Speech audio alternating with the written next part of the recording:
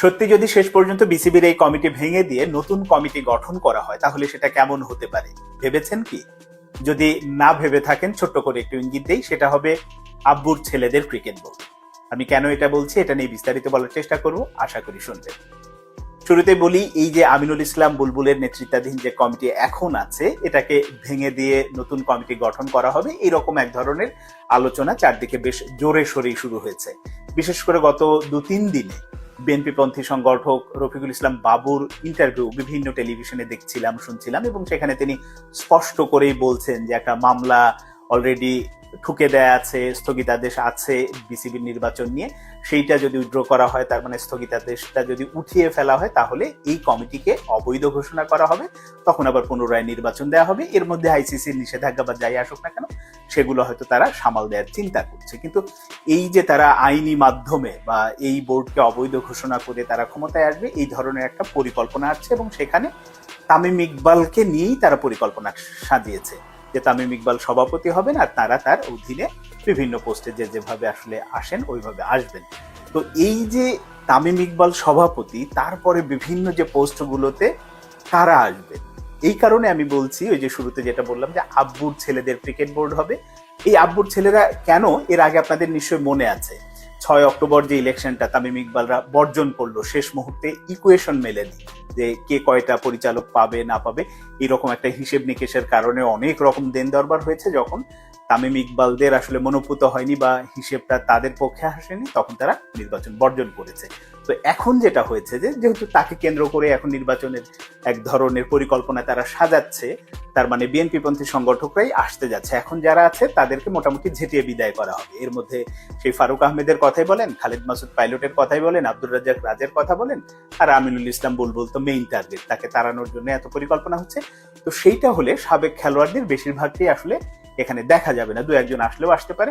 সেক্ষেত্রে তারা আসবে কারা? এই ক্ষেত্রে ওই যে আপনাদের 6 অক্টোবর যখন নির্বাচন কেন্দ্রিক তারা প্যানেল সাজিয়েছিল, সেখানে কিন্তু স্পষ্ট করেই ছিল কারা কারা আসতে যাচ্ছে।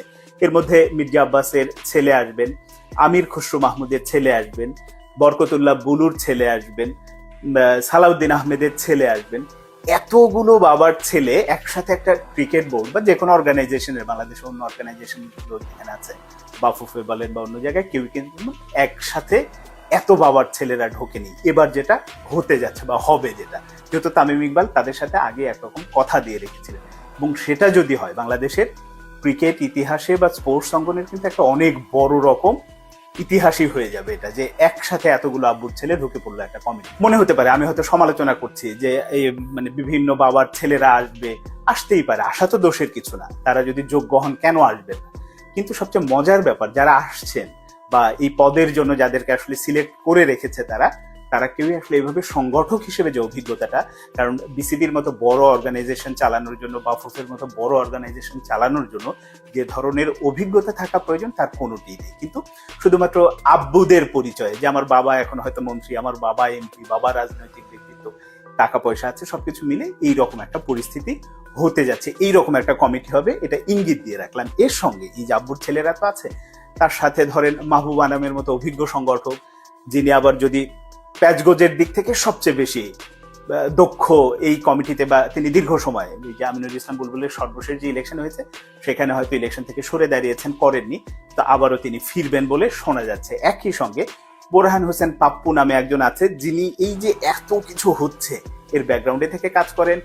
মোহামেডানের আসাদুজ্জামান সাহেব আছেন, ইনারা লোকমান হোসেন ভূঁইয়া আছেন, লুৎফর রহমান বাদল আছেন, প্রত্যেকেই এরকম বিভিন্ন জায়গা থেকে ঢোকার চেষ্টা করবেন বা ঢুকবেন।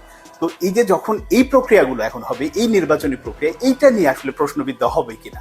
কারণ যখন বলা হচ্ছিল যে আমিনুল ইসলাম বুলবুলের ওই নির্বাচন যখন হলো, তখন ওই প্রক্রিয়াটাই, সিলেকশন প্রক্রিয়া, কারা ভোটার হয়ে আসবেন, কাউন্সিলর হয়ে আসবেন, সেটা নিয়ে বড় প্রশ্ন ছিল যে তাদের পছন্দ মতো লোক এনেছে। কিন্তু এখন যখন নির্বাচন যদি হয়, তারা প্যানেল করে যদি আসেন বিভিন্ন জায়গা থেকে, জেলা বিভাগীয় পর্যায় থেকে, বিভিন্ন স্বায়ত্তশাসিত প্রতিষ্ঠান থেকে যখন আসবে, তারাও তো নিজেদের লোক সিলেক্ট করেই আসবেন। তাহলে এটা কি প্রশ্নবিদ্ধ হবে না? এখন দেখা যায় সবকিছু মিলে শেষ পর্যন্ত আসলে যাই হোক, যদি এই কমিটি ভেঙে দেয়, আইসিসি সেই নিষেধাজ্ঞা সবকিছু উপেক্ষা করে এবং নতুন করে নির্বাচন হয়, তাহলে কিন্তু যে ক্রিকেট বোর্ডটা হতে যাচ্ছে, আমি শুরুতে যেটা বললাম যে এটা হবে হচ্ছে আব্বুর ছেলেদের ক্রিকেট বোর্ড।